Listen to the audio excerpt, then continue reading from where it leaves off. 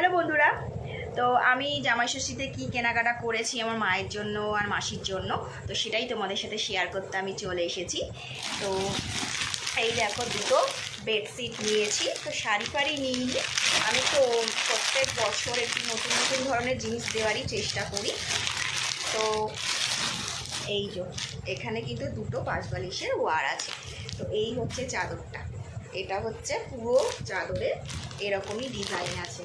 আমি পুরোটা খুলে দেখাচ্ছি না, তাহলে ভাঁজগুলো একদমই আমি আর তুলতে পারবো, এরকমভাবে ভাঁজ করতে পারবো না।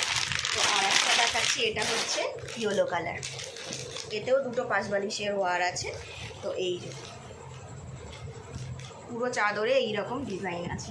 কেমন হয়েছে অবশ্যই কিন্তু আমাকে কমেন্ট বক্সে লিখে জানাবে। চাদর দুটো এই যে খুব সুন্দর হয়েছে। আর আমি কিন্তু প্রত্যেক বছর মাকেও দিই, এমনকি মায়ের সাথে সাথে মাসিকেও গিফট দিই দুটো।